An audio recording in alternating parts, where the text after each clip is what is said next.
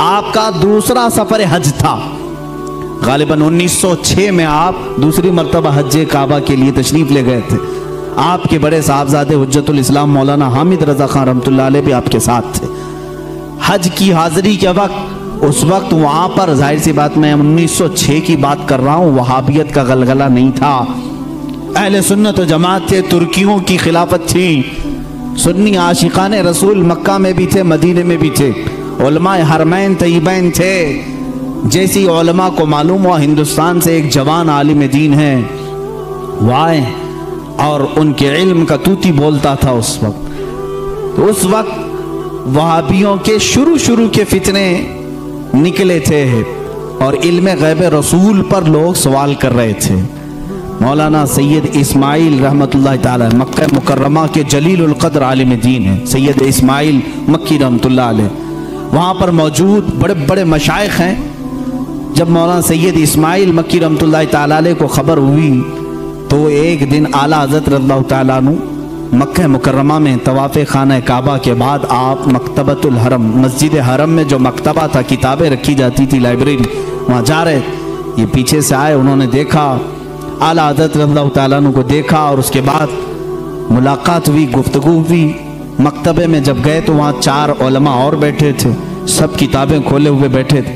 اعلیٰ حضرت سے ان لوگوں نے عربی میں سوال کیا کہ شریف مکہ گورنر، جو مکہ کے گورنر ہیں، ان کا ذہن خریدنے کے لیے کچھ وہابی علماء علم غیب پر سوالات کر رہے ہیں، ہمارے پاس 5 سوال آئے ہیں، آپ دیکھ لیں۔ چٹھی لی اعلیٰ حضرت نے اور اس کے بعد فرمایا کہ ٹھیک ہے، میں اس کا جواب لکھ دیتا ہوں، میں آپ کو لکھوا دیتا ہوں۔ ان علماء نے کہا ہم کو اتنا جلدی نہیں چاہیے، اتنا مفصل چاہیے، اتنا تفصیلی چاہیے کہ وہ ان میں سے کوئی جواب نہ دے سکے۔ اعلیٰ حضرت رحمت اللہ تعالیٰ علیہ مکتبۃ الحرم مکہ میں اس وقت موجود تھے اور انہوں نے ٹائم صرف 2 دن کا رکھا تھا۔ اسی دن اعلیٰ حضرت کو بخار آیا، دوسرے دن سخت بخار، اور اس وقت صبح کے وقت شاید غالباً 8 بجے یا 7 بجے حرم مکہ میں آپ بیٹھے تھے، علماء موجود ہیں بڑے بڑے، وہاں پر مفتی حنفیہ بھی تھے، مفتی شافعیہ بھی تھے، مفتی مالکیہ بھی تھے، یہ 4 مذاہب کے مفتی وہاں پر ہوتے تھے، ہر زمانے میں رہے ہیں، یہ بڑے بڑے عبقری شخصیات وہاں تھے۔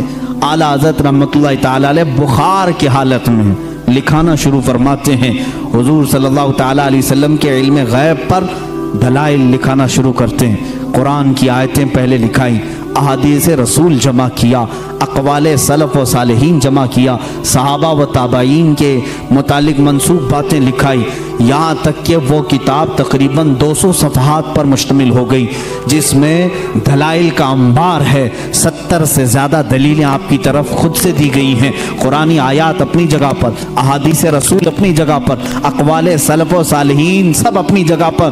8 گھنٹے مسلسل لکھاتے رہے، 8 گھنٹے میں پوری کتاب تیار ہوئی، جس کا نام رکھا الدولۃ المکیہ بالمادۃ الغیبیہ۔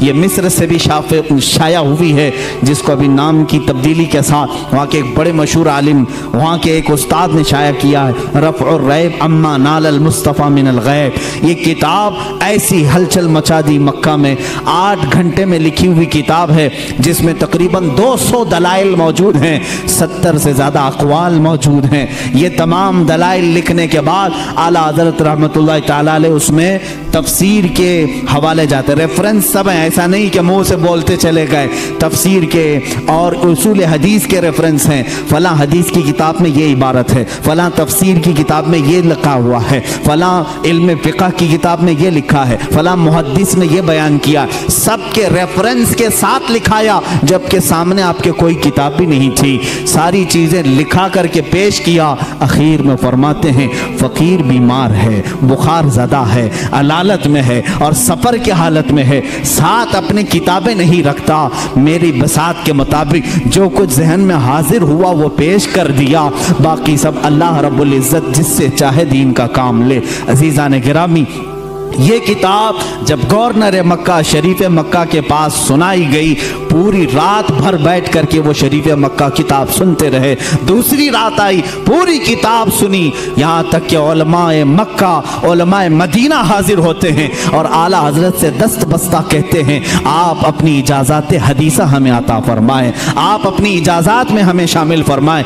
اسی سفر حج میں اعلیٰ حضرت رحمۃ اللہ تعالی علیہ نے علماء حرمین کو اپنی اجازات عطا فرمائی۔ لوگ حرم کے علماء سے اپنی اجازت لینے آتے تھے اور حرمین کے علماء نے اعلیٰ حضرت سے اپنی اجازت لینے میں فخر محسوس فرمایا۔